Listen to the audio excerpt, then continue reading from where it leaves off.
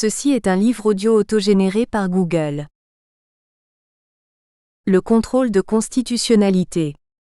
Les lois de transposition. Étude de droit comparé France-Allemagne. Logique juridique.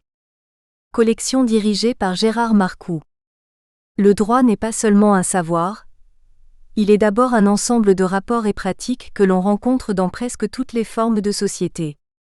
C'est pourquoi il a toujours donné lieu à la fois à une littérature de juristes professionnels, produisant le savoir juridique, et à une littérature sur le droit, produite par des philosophes, des sociologues ou des économistes notamment. Parce que le domaine du droit s'étend sans cesse et rend de plus en plus souvent nécessaire le recours au savoir juridique spécialisé, même dans des matières où il n'avait jadis qu'une importance secondaire, les ouvrages juridiques à caractère professionnel ou pédagogique dominent l'édition, et ils tendent à réduire la recherche en droit à sa seule dimension positive. À l'inverse de cette tendance, la collection logique juridique des éditions L'Harmattan est ouverte à toutes les approches du droit. Tout en publiant aussi des ouvrages à vocation professionnelle ou pédagogique, elle se fixe avant tout pour but de contribuer à la publication et à la diffusion des recherches en droit, ainsi qu'au dialogue scientifique sur le droit. Comme son nom l'indique, elle se veut plurielle. Dernière parution. Charles-Édouard Delvalez, Le juge administratif et la primauté du droit communautaire, 2011. Geneviève Couby, Guillaume Lefloc et Gilles Guglielmi, sous la dire de La notion de continuité. Les faits au droit, 2011. Mohammad Jalali, La question de la décentralisation en droit iranien, 2011. Joseph Pierre Effa, La responsabilité pénale des ministres sous la Ve République, 2011. Catherine Meimonsembbaum, Nicolas Mzeimonsembbaum, Étienne Grondard, Guide de l'indemnisation.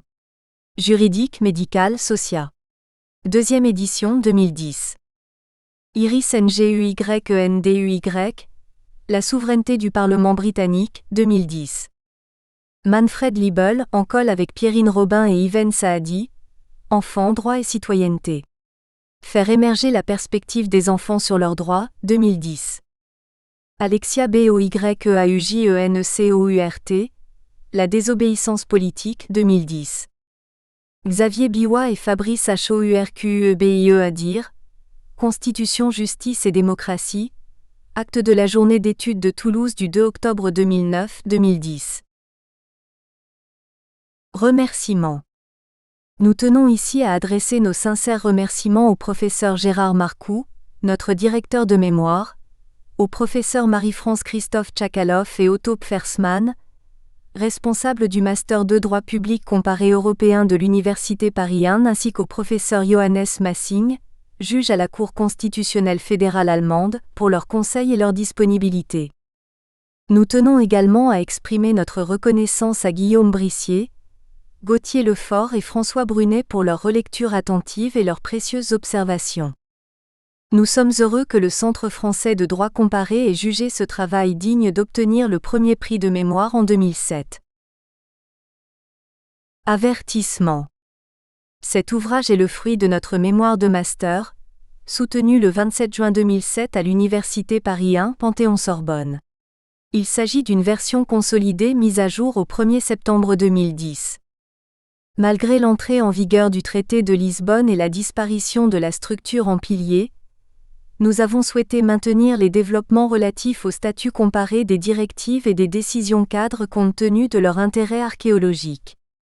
Sauf mention contraire, les traductions sont personnelles. Celles de la loi fondamentale sont tirées d'une édition du Bundestag, Administration, section des relations publiques, Berlin 2001. ABREVI ATIONS.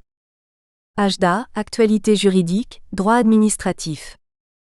BGBL, Bundesgesetzblatt. BVerfGE, Bundesverfassungsgerichtsentscheidungen. BVerfGK, Kammerentscheidungen des Bundesverfassungsgericht. C. Constitution française. CCC, Cahier du Conseil constitutionnel. CJCE, Cour de justice des communautés européennes. CPJI, Cour permanente de justice internationale. DOUV, Die Öffentliche Verwaltung. Dr.adm. Droit administratif. DVBL, Deutsches Verwaltungsblatt. EDCE, Études et documents du Conseil d'État. Europarecht. IR, Irish Report. JO, Journal officiel de la République française.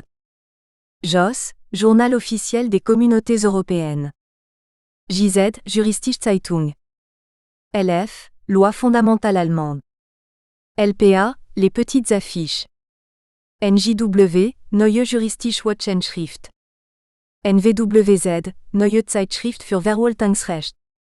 RDP, Revue du droit public. RFDA, Revue française de droit administratif. RFDC, Revue française de droit constitutionnel.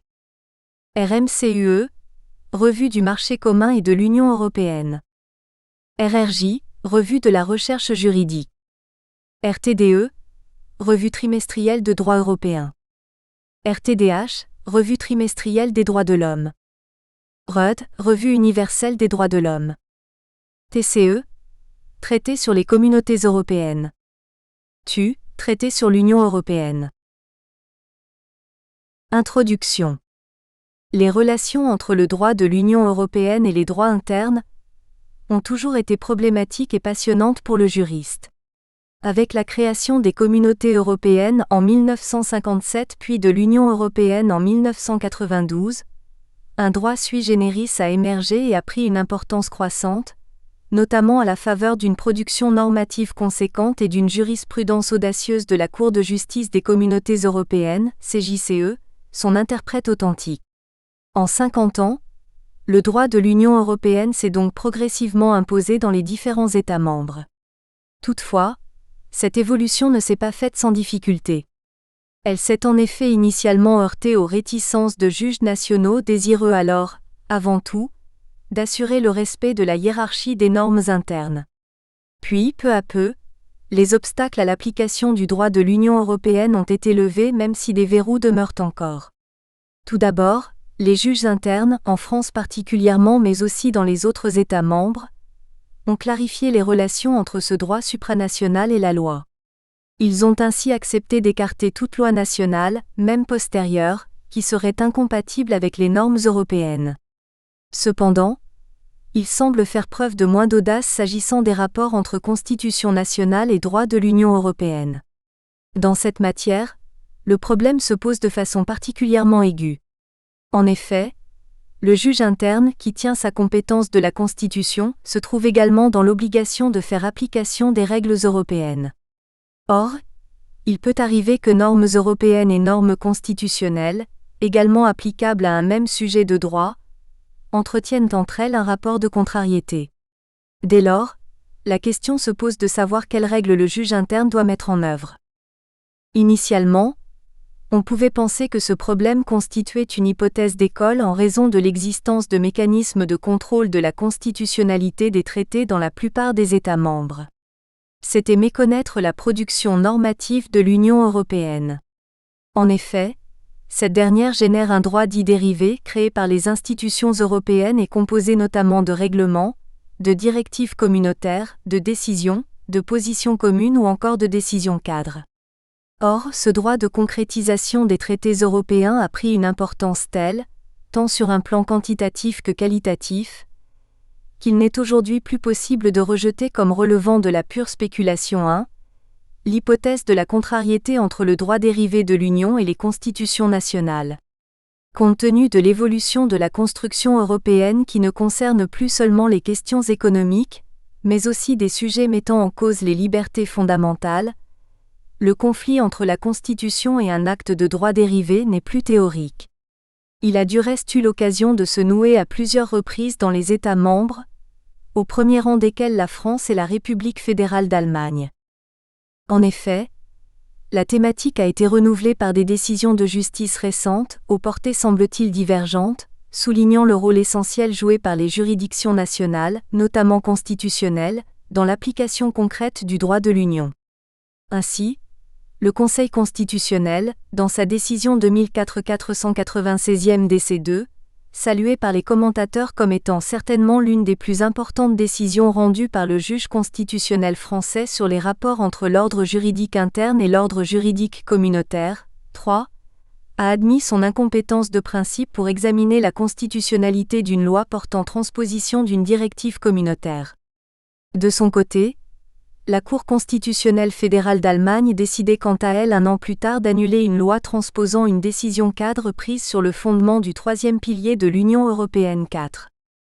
Ces deux décisions, proches par leur objet 5 mais opposées dans leur solution 6, attirent l'attention du juriste. Une lecture croisée un peu rapide de celle-ci laisse entendre que les juridictions constitutionnelles européennes traitent de façon différente un problème identique. D'un côté, le juge français, en n'exerçant pas de contrôle de constitutionnalité des lois de transposition de crainte de faire obstacle à l'application des normes européennes, témoignerait de sa déférence soumise à l'égard du droit de l'Union européenne, tandis que de l'autre côté du Rhin, le juge allemand serait le porte-drapeau de la résistance à l'intégration européenne et le garant de la suprématie de la loi fondamentale. Si une telle interprétation apparaît au premier abord pour le moins caricaturale, elle présente toutefois le mérite de poser le problème des places respectives des constitutions internes et du droit dérivé de l'Union européenne à travers ses enjeux techniques, à savoir la possibilité même d'un contrôle de constitutionnalité des lois portant transposition d'actes de droit dérivé. Le contrôle de constitutionnalité des lois a pour objet principal de garantir le respect de la hiérarchie des normes en général et l'autorité de la Constitution en particulier.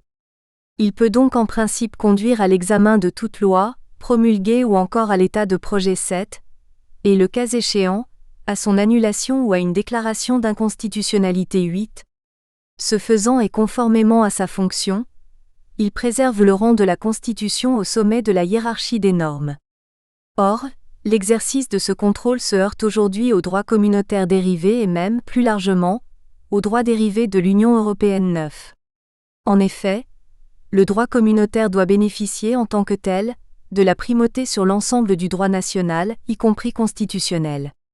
Par suite, aucun contrôle de constitutionnalité de celui-ci ne devrait être théoriquement exercé par les juridictions nationales. Cependant, s'il est effectivement concevable que la ratification par les États membres des traités originaires vaille acceptation de l'ensemble des effets de droit qui en découlent, droit dérivé compris, justifiant l'absence de contrôle direct de celui-ci, il paraît plus difficilement soutenable que des lois nationales, actes de puissance publique exprimant la volonté générale, puissent échapper à tout contrôle de constitutionnalité du seul fait qu'elles réalisent la transcription de règles européennes. Une immunité juridictionnelle de telles lois pourrait permettre une violation de la hiérarchie des normes internes, d'autant plus fréquente que des lois, toujours plus nombreuses, ont pour objet principal mais souvent non exclusif la transposition du droit dérivé de l'Union.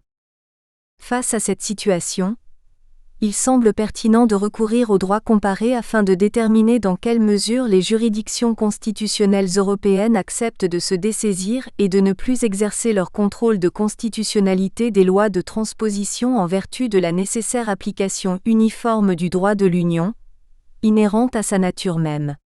En d'autres termes, jusqu'où des juges constitutionnels dont la mission première est de garantir la suprématie de leurs constitutions nationales respectives, sont-ils prêts à aller pour assurer l'efficacité du droit dérivé de l'Union européenne ? Jean-Pierre Puissochet a bien résumé le conflit intérieur qui a lieu dans l'esprit des juges. Pour ce magistrat à la CJCE, on comprend la réticence qu'une Cour constitutionnelle peut éprouver à assumer le principe de primauté si l'on tient compte du fait que la suprématie de la Constitution est le présupposé existentiel d'une Cour de ce type. Cependant, la structure constitutionnelle propre à chaque État membre ne peut constituer un obstacle à l'application uniforme dans toute la communauté de ce droit commun que constitue le droit communautaire. 10. Dès lors, 3 voies possibles se présentent au juge constitutionnel: la confrontation, la soumission ou la conciliation. Suivant le premier schéma, les juges peuvent choisir de contrôler la constitutionnalité de l'ensemble des dispositions des lois de transposition et en cas d'inconstitutionnalité, de faire obstacle à l'application du droit de l'Union avec toutes les conséquences juridiques et politiques que cela comporte. La suprématie de la Constitution serait certes préservée, mais au prix d'une violation des engagements internationaux des États membres en général et du principe pacta sunt servanda en particulier. À l'inverse, si les juridictions constitutionnelles mettent en sommeil leur contrôle de constitutionnalité des lois de transposition et acceptent de faire prévaloir de manière générale le droit de l'Union européenne en tant que droit sui generis, les constitutions nationales perdront à leur tour leur effectivité et avec elles, l'ensemble de la hiérarchie des normes internes. Reste la voie médiane de la conciliation entre le développement d'un droit de l'intégration et le plus grand respect possible des ordres constitutionnels nationaux. L'étude attentive des jurisprudences constitutionnelles européennes, principalement françaises et allemandes, montre que le choix d'une voie moyenne et garante d'un certain équilibre entre exigences contradictoires a été préféré à la fois à la confrontation et à la soumission. D'une part, il ressort de décisions intervenues récemment que le Conseil constitutionnel français et la Cour constitutionnelle fédérale allemande partagent, à certaines nuances près, la même approche en matière de contrôle de constitutionnalité des lois de transposition des directives communautaires. Afin de ne pas faire obstacle à l'application correcte du droit dérivé de l'Union, les deux juridictions ont décidé de ne plus exercer en principe de contrôle des dispositions de loi dont la censure s'apparenterait, de fait, à une remise en cause de la constitutionnalité d'une norme européenne, partie 1. D'autre part, il apparaît que les juridictions constitutionnelles françaises et allemandes ont apporté des limites à leur autolimitation, en considérant qu'un contrôle de constitutionnalité à la fois plus ciblé dans son champ d'application et faisant plus grand cas du droit de l'Union européenne pouvait encore intervenir dans certaines circonstances. Ce faisant, les juges constitutionnels contribuent à garantir l'effectivité du droit de l'Union européenne dans le plus grand respect possible des constitutions nationales, partie 2. PREMIERE partie. L'abandon de principe du CONTROLE2, CONSTITUTIONNALITE des lois de transposition par les juridictions constitutionnelles. Le droit de l'Union européenne, et tout particulièrement le droit communautaire dérivé 11, a rencontré des difficultés pour s'imposer dans les ordres juridiques internes. Si leur primauté sur les lois nationales est aujourd'hui bien établie dans les différents États membres, il en est encore autrement de ces rapports avec les droits constitutionnels même si ceux-ci semblent être en voie de clarification. Ainsi, la Cour constitutionnelle fédérale d'Allemagne mais surtout le Conseil constitutionnel français ont longtemps manifesté leur réticence de voir prévaloir des actes de droit dérivés de l'Union européenne sur leur constitution nationale et ce, au mépris du principe de primauté. Or, ce dernier, valant notamment pour le droit communautaire, a rendu nécessaire une réflexion sur l'exercice du contrôle de constitutionnalité et a notamment conduit à se demander si un tel contrôle pouvait être mené sans préjudice de l'application uniforme du droit communautaire, titre 1. Il résulte de cette réflexion que le contrôle de constitutionnalité est incompatible avec le principe de primauté du droit communautaire, puisque son exercice conduit à faire ultimement prévaloir la Constitution. Il semble que les juridictions constitutionnelles françaises et allemandes aient toutes deux tiré conséquence de ce constat, en limitant leur contrôle aux dispositions législatives ne se bornant pas à tirer les conséquences nécessaires des dispositions inconditionnelles et précises des actes de droit dérivés de l'Union et notamment des directives, titre 2. Titre 1. L'impact du droit communautaire sur le CONTROLE de CONSTITUTIONNALITE. Le contrôle de constitutionnalité des lois constitue le mécanisme juridique par lequel les juges constitutionnels garantissent la suprématie de la Constitution, et peut en principe être exercé à l'encontre de toute loi nonobstant son objet, chapitre 1. Or, le droit communautaire, en vertu de sa spécificité, se refuse à admettre qu'une norme nationale, même constitutionnelle, puisse entraver son application sur l'ensemble du territoire de l'Union européenne. En conséquence, il interdit tout contrôle national qui tendrait à faire prévaloir les règles internes sur les normes européennes, y compris le contrôle de constitutionnalité, chapitre 2. Chapitre 1 Le contrôle de constitutionnalité des lois, aspects généraux et spécifiques. En principe, compte tenu de ses fonctions, le contrôle de constitutionnalité peut être exercé à l'encontre de tout type de loi nationale afin de faire respecter la hiérarchie des normes et notamment la Constitution se situant à son sommet, section 1. Toutefois, Les juridictions constitutionnelles ont pu, notamment en France, se considérer incompétentes pour examiner la constitutionnalité de certains types de lois. À cet égard, il n'est pas inconcevable de faire bénéficier également les lois de transposition des actes de droit dérivés de l'Union européenne d'un traitement particulier tenant compte de leurs spécificités. Section 2. Section 1. Théorie du contrôle de constitutionnalité. Un ordre juridique est un système hiérarchisé, c'est-à-dire une pyramide de normes dont le niveau suprême est la Constitution fondée en validité par la norme fondamentale présupposée, et dont le niveau le plus inférieur est celui des normes posant comme obligatoire un certain comportement individuel concret. 12. Un tel système ne se suffit pas à lui-même. Pour assurer la suprématie effective de la Constitution mais aussi le respect des droits fondamentaux, il doit être accompagné d'un contrôle de constitutionnalité. 2. 1. La hiérarchie des normes. Le droit présente une structure hiérarchique et cette structure représente une pyramide de normes hiérarchisées dans laquelle chaque norme trouve le fondement de sa validité dans des normes supérieures de moins en moins nombreuses au fur et à mesure que l'on s'élève dans la hiérarchie. A. Au sommet de cette dernière se trouve la Constitution, fondement ultime de la validité de normes inférieures potentiellement inconstitutionnelles. B. A. La structure hiérarchique du droit. Pour Kelsen 13, il est impossible de définir isolément une norme, qu'elle soit morale, juridique ou religieuse. On appelle norme ce qui est conforme à une autre norme, soit parce qu'elle a été créée en vertu d'un pouvoir conféré par cette norme, soit parce que son contenu doit être considéré comme déduit de celui de la norme supérieure. En d'autres termes, une norme est celle qui appartient à un système de normes hiérarchisées également appelé ordre normatif. Une norme sera juridique si elle appartient au système juridique, de même qu'une norme sera considérée comme morale si elle appartient à l'ordre de la morale. B. La Constitution et la théorie de la validité. La Constitution est la norme suprême d'un ordre juridique, prenant place au sommet de la hiérarchie des normes.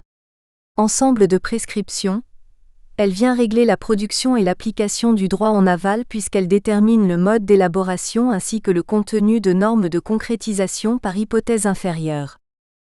La Constitution fonde donc la validité des normes inférieures et notamment des lois.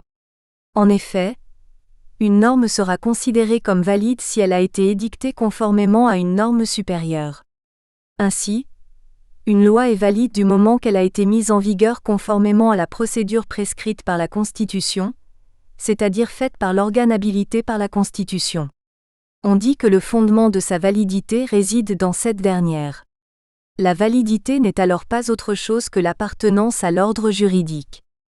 Cependant, la validité d'une norme ne préjuge en rien de sa constitutionnalité, autrement dit du caractère vrai ou faux de la proposition de droit qu'elle contient. Il peut exister par exemple des lois inconstitutionnelles et néanmoins valides, compte tenu du fait que la conformité à la Constitution des lois inconstitutionnelles est simplement déduite du principe général selon lequel une norme est valide parce qu'elle a été créée en conformité avec une norme supérieure. 14. Pour Kelsen 15, un ordre juridique peut être composé de lois valides inconstitutionnelles car la Constitution contient une disposition alternative qui prescrit au législateur d'adopter une loi ayant un certain contenu, tout en lui permettant aussi d'adopter une loi ayant un contenu contraire. Pour éviter cette incohérence, le grand juriste autrichien va donc considérer que l'institution d'un contrôle de constitutionnalité est seule à même d'assurer la suprématie de la Constitution et donc la hiérarchie des normes. 2. Les fonctions du contrôle de constitutionnalité. Le contrôle de constitutionnalité a évolué. Initialement conçu pour sanctionner la hiérarchie des normes afin de garantir l'autorité de la Constitution. A. Il vise de manière croissante à protéger les libertés fondamentales au point de devenir parfois un simple contrôle des droits fondamentaux. B. A. La garantie de la suprématie de la Constitution, en tant que norme suprême. Dans la conception kelsenienne, le contrôle de constitutionnalité est la procédure qui permet d'assurer la primauté effective de la Constitution. Elle est même le seul moyen d'y parvenir dans la mesure où une constitution à laquelle la garantie de l'annulabilité des actes inconstitutionnels fait défaut n'est pas pleinement obligatoire au sens technique. une constitution dans laquelle les actes inconstitutionnels et en particulier les lois inconstitutionnelles restent aussi valables, équivaut à peu près, du point de vue proprement juridique, à un vœu sans force obligatoire. 16. Avec un tel système confié à une cour spécialisée dans les questions de constitutionnalité 17, les actes contraires à la Constitution vont donc être annulables ou au moins susceptibles d'être privés d'effet.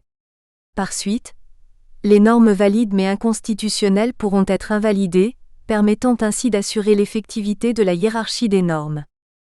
Le contrôle de constitutionnalité est donc, par essence, un dispositif technique permettant de faire en sorte que la Constitution n'ait pas seulement une portée symbolique, et que l'édifice normatif ne se trouve pas déstabilisé. Il est destiné en théorie à garantir la suprématie intégrale de la Constitution sur l'ensemble des normes internes. En pratique, il semble que le contrôle de constitutionnalité se mue en contrôle des droits fondamentaux. B. La protection des libertés fondamentales. Même si Kelsen considérait que le contrôle de constitutionnalité avait pour fonction première de sanctionner la hiérarchie des normes, il n'était pas étranger à la dimension politique d'un tel contrôle, à savoir la protection des libertés fondamentales face au pouvoir 18. Or, cette dimension a pris une importance telle qu'elle tend à occulter l'aspect proprement juridique et théorique du contrôle de constitutionnalité. Selon toute apparence, ce qui compte aujourd'hui le plus n'est pas tant le respect de l'intégralité des dispositions des constitutions par les normes inférieures mais la protection des droits fondamentaux. Ainsi, pour Jacques Chevalier, le contrôle de constitutionnalité des lois est la condition essentielle de l'état de droit. Or, l'état de droit n'est plus considéré seulement comme un dispositif technique de limitation du pouvoir, résultant de l'encadrement du processus de production des normes juridiques, c'est aussi une conception au fond des libertés publiques, de la démocratie et du rôle de l'État qui constitue le fondement sous-jacent de l'ordre juridique. 19. Le contrôle de constitutionnalité prend donc de manière croissante la forme d'un contrôle des droits fondamentaux. Ceci est particulièrement vrai en République fédérale d'Allemagne 20, mais également en France, notamment depuis 1971 et 2008. On verra par la suite que cette approche contemporaine du contrôle de constitutionnalité a du reste influencé les jurisprudences constitutionnelles relativement aux lois de transposition des actes de droit dérivés de l'Union européenne. Section 2. Les lois de transposition des actes de droit dérivés de l'Union européenne, des lois pas comme les autres. D'un point de vue théorique, les juridictions constitutionnelles devraient être en charge du contrôle de la régularité de tous les actes immédiatement subordonnés à la Constitution. 21. Autrement dit de l'ensemble des normes qui lui sont inférieures, parmi lesquelles toutes les lois infraconstitutionnelles, quel que soit leur objet. Par suite, une loi de transposition ne devrait pas pouvoir échapper au contrôle de constitutionnalité. Pour Kelsen, la circonstance qu'une telle loi vise à rendre effectif un acte d'origine externe ne justifierait vraisemblablement pas pour autant la violation des règles constitutionnelles dans la mesure où un État qui veut conclure un traité avec un autre État doit s'informer de sa constitution. 22. Toutefois, le paysage juridique a changé depuis 1928, du fait de l'importance croissante du droit international en général et du droit européen en particulier. S'agissant plus spécialement du droit de l'Union européenne, il s'accompagne d'une production normative d'une ampleur et d'une nature telle qu'il n'est désormais plus matériellement possible, même si on le voulait, de tenir compte de 27 constitutions nationales. Dès lors, il existe une forte probabilité pour que des actes de droit dérivés de l'Union présentent des motifs d'inconstitutionnalité qui entacheront à leur tour les lois nationales de transposition de ces actes. Un contrôle de constitutionnalité de ces dernières reviendrait de fait à examiner le respect par des normes de droit dérivées de la Constitution. Il en résulte une spécificité de ces lois de transposition qui ne peuvent être subsumées sous le seul vocable générique de loi. Les lois de transposition ne sont pas des lois ordinaires en raison de leur objet. Or, le contrôle de constitutionnalité s'est rarement appliqué à tous les types de lois, et n'a notamment pas été exercé à l'encontre de lois que les juridictions constitutionnelles ont pu considérer comme étant extraordinaires. Par suite, les différences de situation pouvant justifier une différence de traitement, Il est concevable que les juges décident de moduler le contrôle de constitutionnalité des lois de transposition compte tenu de leur fonction de concrétisation du droit dérivé de l'Union. 2. 1. La spécificité des lois de transposition. Les lois de transposition d'actes de droit dérivés de l'Union européenne présentent une double spécificité. D'une part, au regard de leur objet A, d'autre part, au regard de leur rédaction B. A. La transposition en droit interne de normes d'origine externe. Les actes de droit dérivé présentent pour certains d'entre eux la particularité d'être des actes inapplicables immédiatement. 1. Dont la transposition doit être effectuée dans le respect du principe d'autonomie institutionnelle et procédurale des États membres. 2. 1. Des actes non applicables immédiatement. Les institutions européennes édictent un droit dérivé autonome dont l'application est laissée aux États membres. Ceux-ci sont donc appelés à adopter des mesures d'exécution. Ainsi, si les règlements communautaires sont d'application immédiate, les directives du premier pilier et les décisions cadres du troisième appellent des compléments normatifs puisqu'elles se limitent à fixer des objectifs. Ces compléments prennent la forme de mesures internes de transposition, c'est-à-dire de mesures contraignantes, prises par toute autorité compétente d'un État membre afin d'incorporer dans l'ordre juridique national les obligations, les droits et les devoirs prévus dans les directives et décisions cadres. 23. 2. Le principe d'autonomie institutionnelle et procédurale des États membres. L'opération de transposition est dominée par le principe d'autonomie institutionnelle et procédurale des États membres. Pour le professeur Rideau, la mise en œuvre par l'État de ces obligations communautaires se fait dans le respect du principe d'autonomie institutionnelle impliquant que les mesures nécessaires à l'application des règles communautaires soient prises dans le cadre des systèmes étatiques par les institutions nationales et selon les procédures et pouvoirs que comportent ces systèmes. 24. C'est ainsi qu'en a jugé la CJCE qui considère que, dans les cas où la mise en œuvre d'une norme communautaire incombe aux autorités nationales, il convient d'admettre qu'en principe cette application se fasse dans le respect des formes et procédures du droit national. 25. Le choix de l'instrument de transposition est libre du moment où il assure l'effet utile. 26. De l'acte à transposer. Il importe donc que la transposition soit opérée, dans un certain délai prévu par l'acte, par le truchement d'une norme équivalente à celle qui aurait été prise en droit interne pour réaliser spontanément un objectif analogue, principe d'équivalence. Toutefois, ce principe doit être combiné avec le principe d'autonomie institutionnelle et procédurale qui laisse une certaine liberté aux États membres pour choisir l'acte de transposition, notamment en fonction de leurs règles constitutionnelles respectives. Ainsi, la transposition peut être... Nous espérons que vous avez apprécié cet aperçu. Pour continuer à écouter ce livre audio sur Google Play Livres, utilisez le lien dans la description de la vidéo.